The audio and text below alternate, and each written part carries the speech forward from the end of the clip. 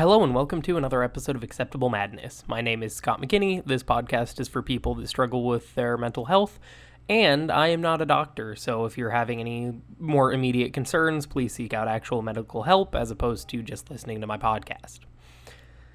Today, I come in here with what I think is one of the more interesting dilemmas that I've struggled with in a while in regards to my podcast and Acceptable Madness, and I just kind of want to talk through why I'm having a dilemma and what I may do about it. So, when I first started this podcast, the reasons that I started it were obvious and straightforward. I mean, I've talked about them here before. I mentioned that it's an incredibly cathartic thing for me because it helps me just kind of vent some of the things that are on my mind. But more importantly than that, I made the podcast so that I could reach out to people and kind of give a more raw, straight from the heart, non-formal conversation that can actually be about mental health. And I mean, part of the reason that I felt that was something that we need more of in the world is because I know I'm just some regular ass guy. I know I'm nothing special. And the other thing is anytime I would see like a motivational speaker or someone that's dedicated their existence to mental health in whatever ways they choose to, I usually find that whenever people talk about a lot of that stuff and they're in like a public space, so they're being a speaker or they're just, they're doing something to get out there in the world and talk to a vast group of people.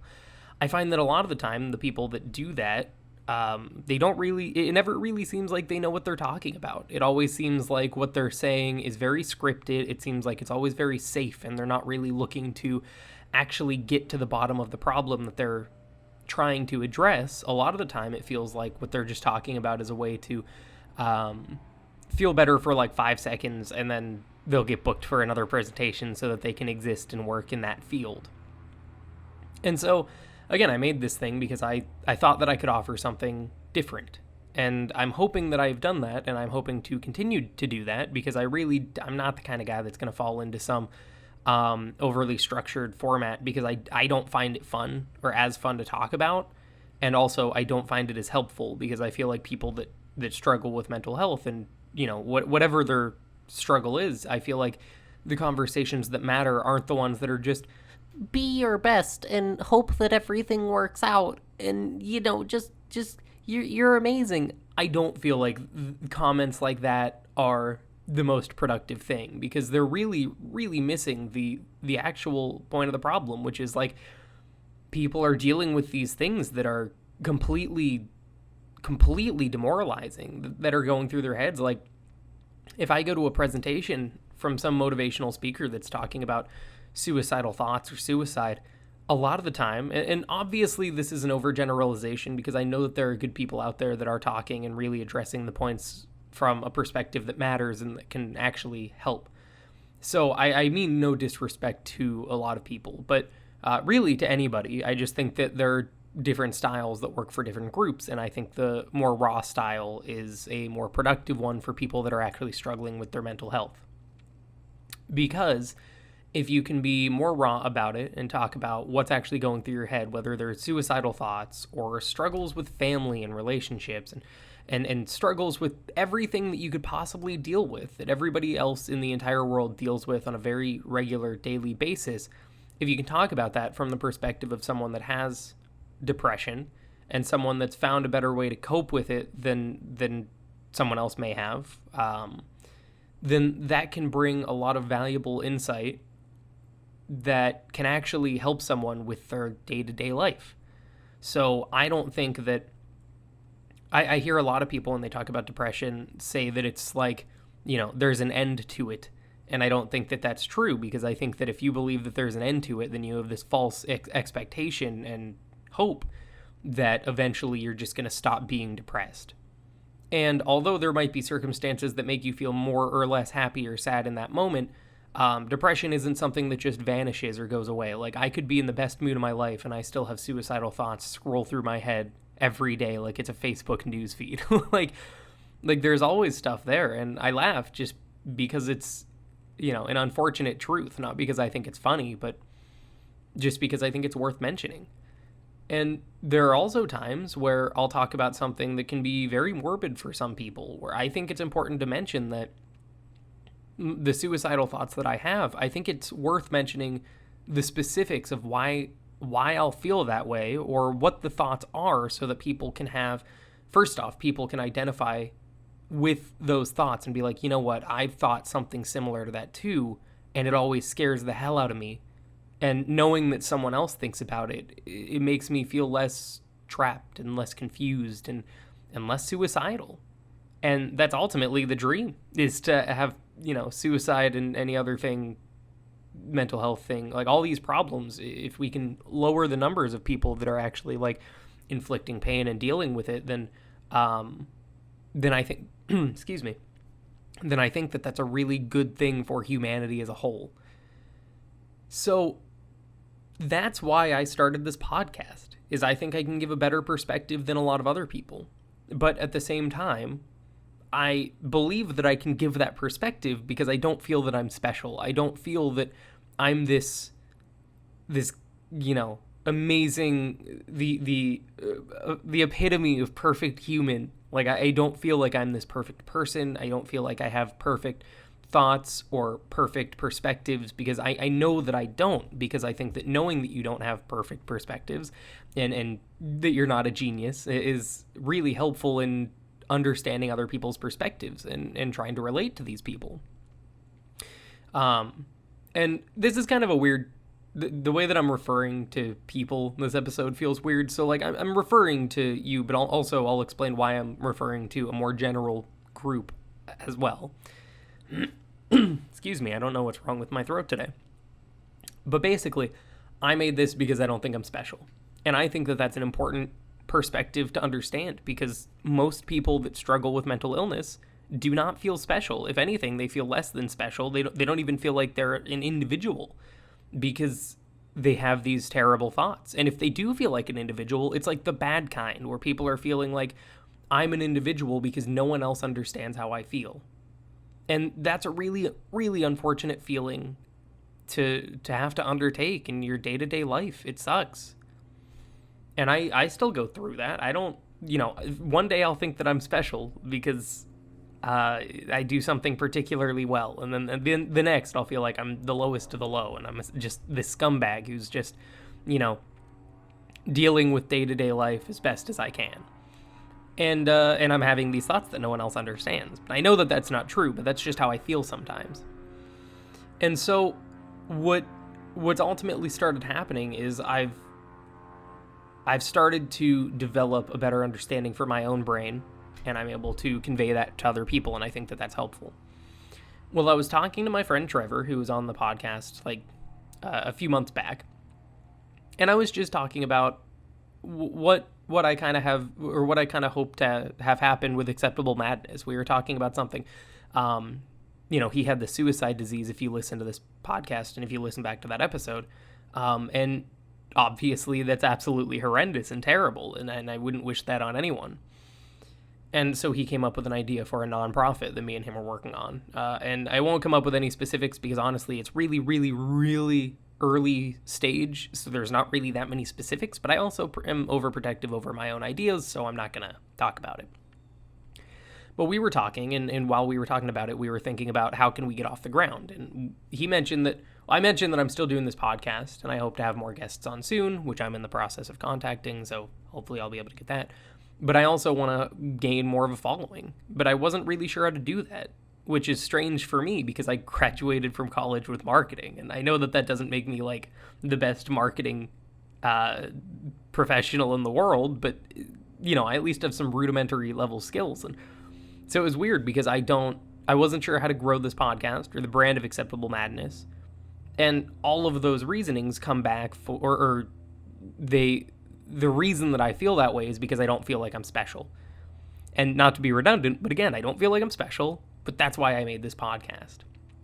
So we were talking about why I do this, how I do it, what kind of people I reach out to, and stuff like that.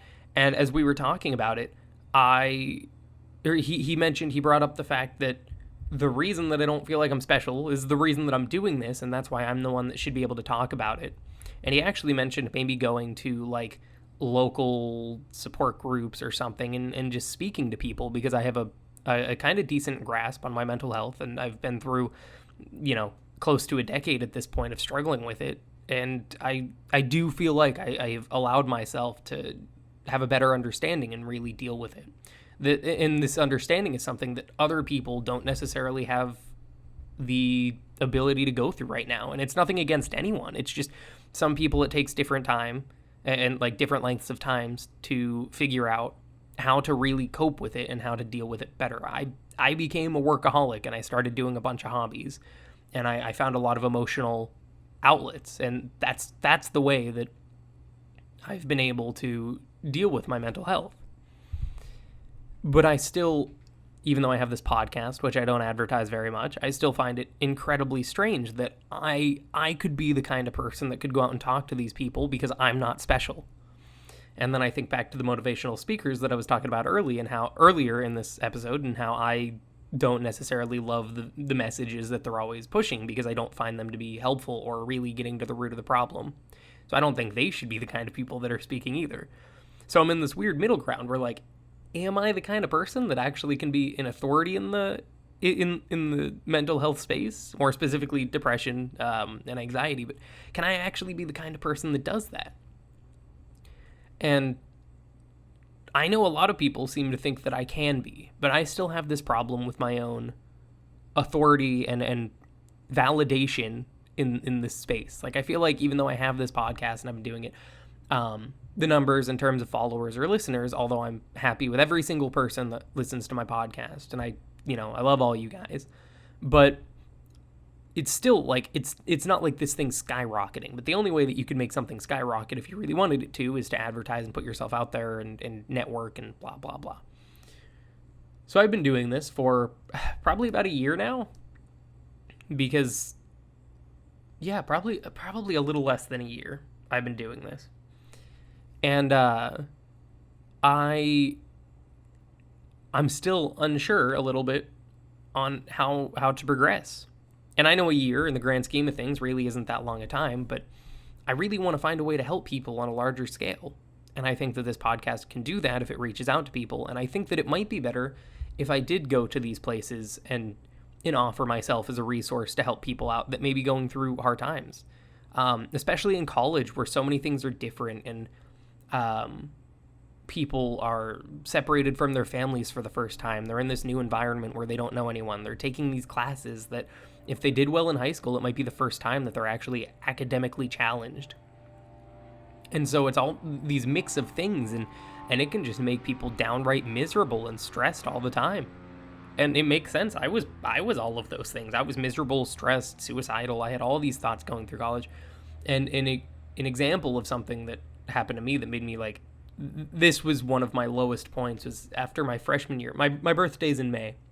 And so after my freshman year of college, so like right before my birthday, I finished that and I was unhappy. I was in the wrong major. I was doing computer engineering, which I hated. I didn't like either of my roommates that I had that year. I was really stressed out by it. And I had all these other things going on. And my mom, who was a delightful woman, on my birthday, she got me a pair of gym shorts that had the Penn State logo on it. And instead of being grateful, because I went to Penn State, blah, blah, blah. But instead of being grateful and happy about it, I bawled my eyes out. I was absolutely devastated, and I just broke down and cried. And the reason being was I hated my entire experience at college that year. It was miserable. I was seeing personal counselors, and that wasn't really helping. I was really struggling. The area that I'm in, it has, we can get like 10 feet of snow in a minute. So I was struggling with that because that was a new thing for me. Terrible long winters without the sun. So I initially thought it was seasonal depression until I realized, wait a second, this happens in the summer too. And all of these things were just making me downright miserable. And the breaking point was me bawling my eyes out over that pair of shorts. And that seems like the kind of thing that I bet a lot of people deal with. And I don't know. I'm conflicted on how I should go forward, because I feel like I'm still not really an authority on mental health, because how do you become an authority on mental health?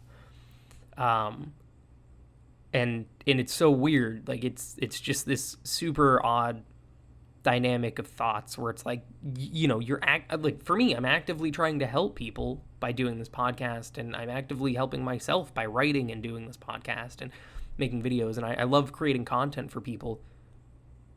So what's holding me back from reaching out and really trying to help local groups? Is it because I'm young and I feel like I'm inexperienced in depression, even though I've been dealing with it for upwards of a decade? Is it that I feel like maybe I'm still wrong or closed-minded or too aggressive in some of my thoughts or views about it? Is it that I'm worried that I'm going to say something that makes someone more depressed? And that's really not, that's the complete opposite of what I'm aiming for, obviously. I don't know what the hesitation is, but I think a lot of it just lies in why should I be a spokesperson for it? And why should I be the one that helps people? And so I've been talking with Alex, Trevor, and a few others about what my next step should be, and everyone seems to think that I should go and talk to people about it. But I'm still on the fence. I want to help as many people as I can. I do. I know that depression sucks, and every time someone dies of suicide, anytime someone dies, period, it's tragic, but anytime someone kills themselves, that's much more so, because they felt so miserable that they thought that was the only answer. And that's an absolutely devastating thing to hear, and I can understand. I felt like that. I just never committed suicide, which I'm happy for, but I understand how these people felt when they did it. Maybe not entirely, because everyone feels different, and I don't want to minimize or I don't want to I don't want to normalize the thoughts that go into suicide, but I think I have at least some grounds of understanding on why or how they felt that way and why, and I don't know. I want to help as many people as I can, but I just don't know how. And dude, it's stressing me out, because I love doing this podcast. I love talking, and I know it's only me, but I think I'd love talking to a group of people too, and I think it would be really fun to have that kind of platform where I can just talk to people about mental health and do it in such a raw manner that I feel like no one else is doing it in.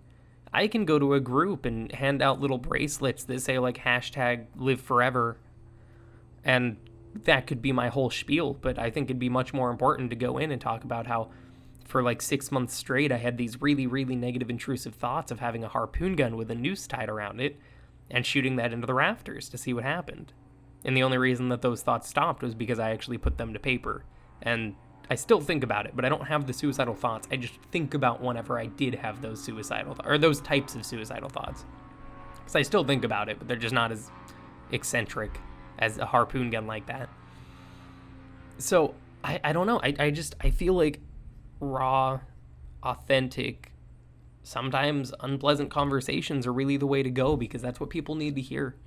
When I had depression that was like that I didn't know how to deal with whenever I was younger, say like 18 or something, and some asshole came into an auditorium and were giving a presentation that I had to sit through along with everyone else, and they were talking about mental health. I always thought those guys were just the biggest fucking pieces of shit, because they never seemed like they actually knew what they were talking about. So I think part of the other fear that I have is that I'm worried I'm going to seem like one of those people that no one knows what they're talking about, and that people are going to leave there no more help than before I started, which is terrifying to me, because again, I really want to help people. So I don't know. And also, every time I see a speaker, it's like this guy that you've never heard of and stuff like that. But if I went and I talked, like I live close to my alma mater, so if I reached out to them, like I was a recent student, like I haven't even been graduated for 2 years. So to me, it seems really weird that I'm so young and would go and talk to people about it.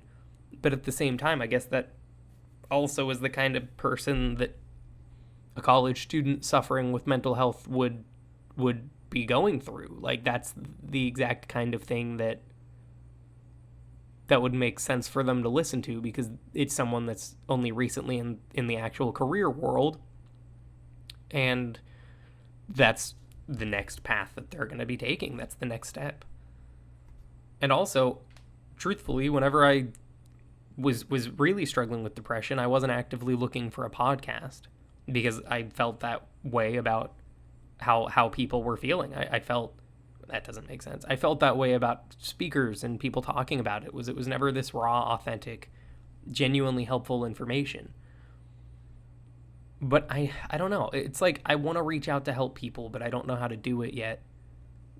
But I really want to, but I also question my own validity in the matter. And it's pretty nerve-wracking.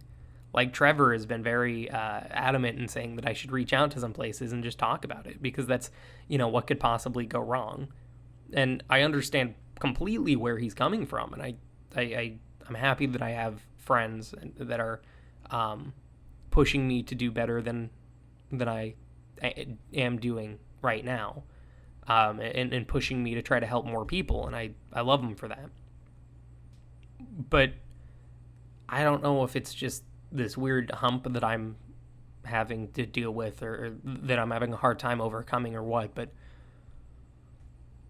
I don't know. I don't know how to help people, I guess. But I really want to. And I'm sure that there are a lot of people out there that feel like this. So I don't know. Like, who's the kind of person that should be speaking to someone about depression and suicidal thoughts? Is it someone that doesn't wear their true emotions on their sleeves and walks up and hands out those #LiveForever bracelets or something? Or is it someone that can actually tell you about the dark times that they've gone through? I've been recently watching some clips from the movie Good Will Hunting on YouTube, and seeing the dynamic between Robin Williams and Matt Damon's characters is incredibly interesting, because Matt Damon is such a troubled young guy, and Robin Williams is, he's troubled just the same, but he's older and more mature, and he's been through it all, and he's understood how to deal with it, at least in some regards. And Matt Damon is thinking that he's on top of the world, and that, like, he's obviously holding himself back. He's this super genius, and he has all these thoughts that he's dealing with also, but I don't feel like I'm Robin Williams, and I don't feel like I'm Matt Damon either. So I'm right in the middle, but I also, like, I'm not a therapist. I'm not a trained therapist, although I don't think you need to be.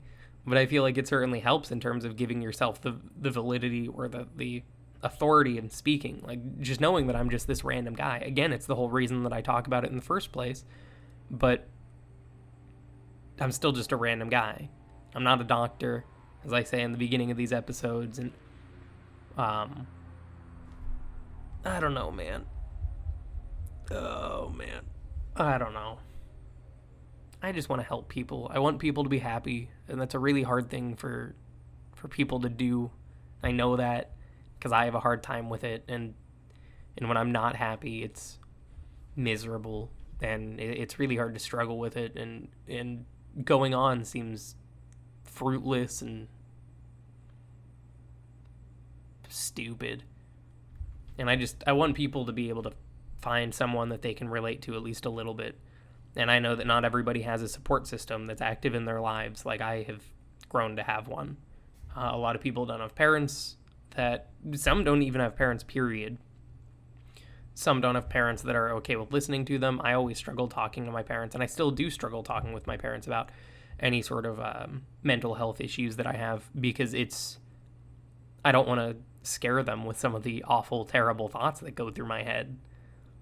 And same with friends. I mean, I have some friends that listen, and we can have really, really close heart-to-heart conversations about it, such as Trevor, or such as Alex, or my friend Kyle, and along with countless others. But there are also even, like, significantly more that I just don't feel comfortable talking about, because it is such a hard thing for people to understand, especially if they've never dealt with it before. And if you have dealt with it before, or if they have, then hearing about someone else going through depression can just emphasize how miserable you're feeling, and it can give you that sense of falling where you're like, well, I always feel depressed and have suicidal thoughts, and now that I know this person does too, that what's the point of moving on or going forward? So, man, I don't know. I think what I'm going to do though is I think I'm going to maybe reach out to a few places and just speak.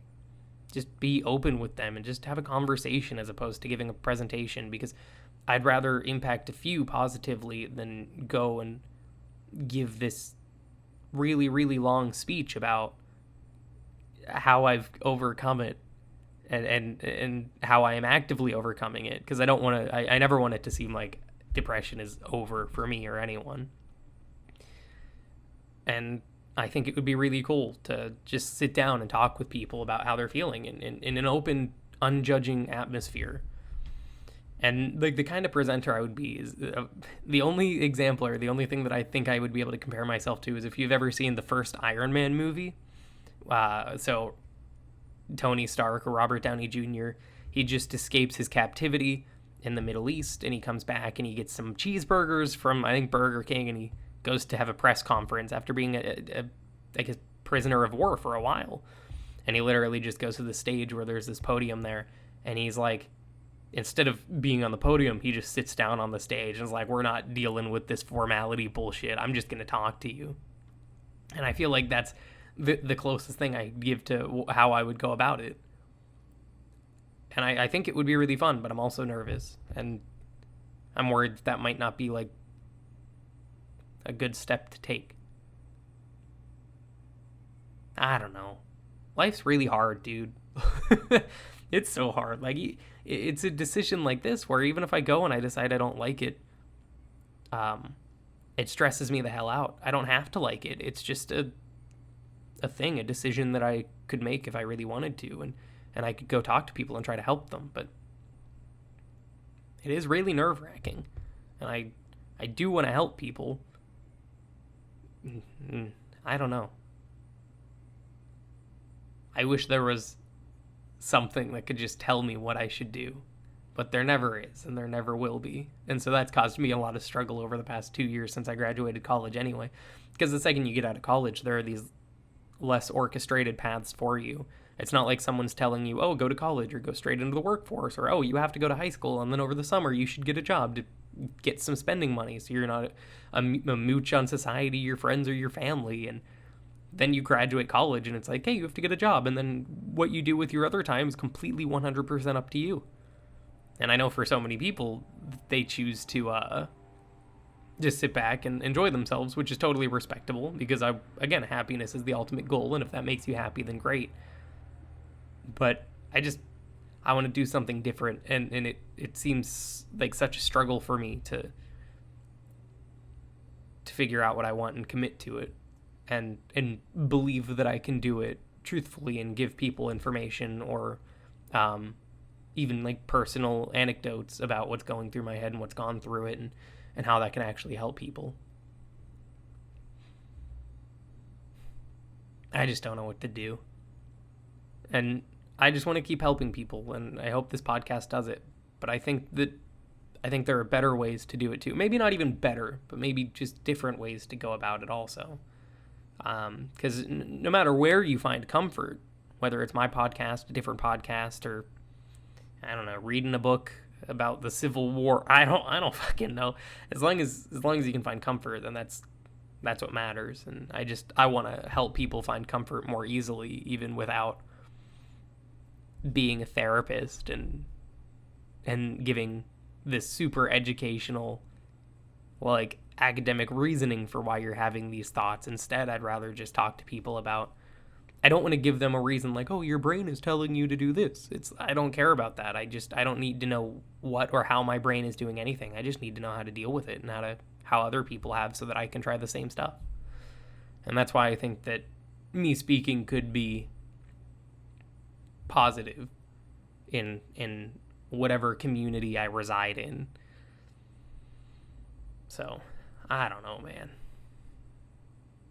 It's just a hard dilemma for me, and it might not even seem hard for you, because it's like, well, Scott, you've been doing this podcast for like a year. You've talked about it. You found really good ways to cope with your depression. Why are you even thinking about it? But I guess that's why I'm so confused, is I don't know why I should be hesitant.